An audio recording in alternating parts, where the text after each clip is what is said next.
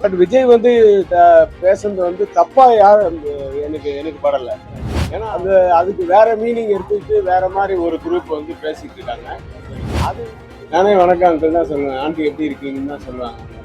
அவருடைய கூட்டம் அந்த கூட்டத்தை ஜாலி பண்றதுக்காக அப்படி பேசியிருக்கலாம். தமிழ்ல மாமான்னு கூப்பிட்டா வேணா ஒரு தப்பாயிடும். அப்படி அவரு கூப்பிடலையே.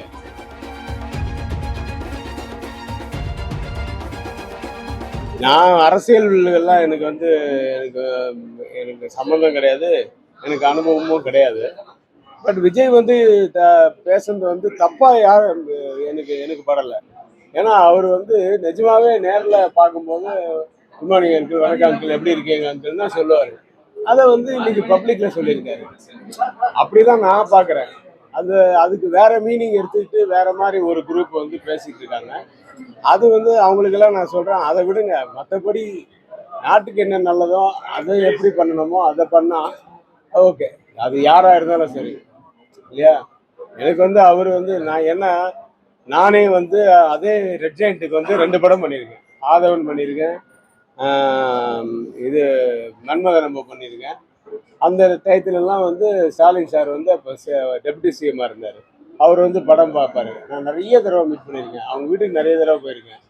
நானே வணக்கம் அங்கிள் தான் சொல்லுவேன். ஆண்டி எப்படி இருக்கீங்கன்னு தான் சொல்லுவாங்க அவங்கள. அது வந்து தப்பான வார்த்தையே கிடையாது.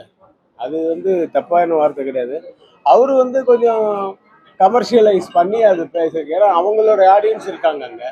ஃபுல்லாக ஜனங்க பூரா அவருடைய ஆடியன்ஸு, அவருடைய கூட்டம். அந்த கூட்டத்தை ஜாலி பண்ணுறதுக்காக அப்படி பேசியிருக்கலாம். அப்படி பேசுனதா தான் நான் நினைக்கிறேன். அவர் வந்து தப்பாக ஒருத்தருக்கு குறை சொல்லணும்னு, அது குறை சொல்கிற வார்த்தையே கிடையாது. இப்போ நான் இவர் அங்கிள் தான் கூப்பிடுவேன், பாபு அங்கிள் அப்படி தான் கூப்பிடுவேன். அது என்ன தப்பு இருக்கு? அதெல்லாம் ஒன்றும் தப்பு கிடையாது. தமிழில் மாமான்னு கூப்பிட்டா வேணா ஒரு தப்பாயிடும். அப்படி அவரு கூப்பிடலையே. எந்த படத்தை பற்றி? எந்த படத்துக்கு மிக்சட் ரிவ்யூ வரல? ரொம்ப கம்மி. இப்பெல்லாம் மிக்சட் ரிவ்யூஸ் இல்லாமல் வர்ற படங்கள் வந்து ரொம்ப கம்மி. காரணம் வந்து எந்த காலத்துலையுமே, அந்த காலத்தில் நாட்டாமையே பிடிக்காதவங்களும் இருந்திருக்காங்க. ஆனால் அவங்கெல்லாம் பேசலை பப்ளிக்ல. இப்போ எல்லாரும் பேசுறதுனால நமக்கு அப்படி தெரியுது. ஆனா நீங்க இப்ப அவர் வந்து கூலி வந்து ரிலீஸ் பண்ணியிருக்காரு. என்ன மிக்சட் ரிவ்யூ இருக்குதுன்றது அவருக்கும் ஒத்துக்கிறாரு. ஆனா கலெக்ஷன் எப்படி இருக்குன்னு கேளுங்க. அவர் கலெக்ஷன் தானே மெயின். கலெக்ஷன் வந்தாவே அது வந்து பெரிய படம் இது. ஸோ அது மாதிரி கலெக்ஷன் சூப்பராக இருக்கு. முன்னதான் மிக்சட் ரிவ்யூ இருந்தாலும், ரிவ்யூஸ் ஒரு பக்கம் இருந்தாலும் அது கொஞ்சம் தான் பாதிக்கும்.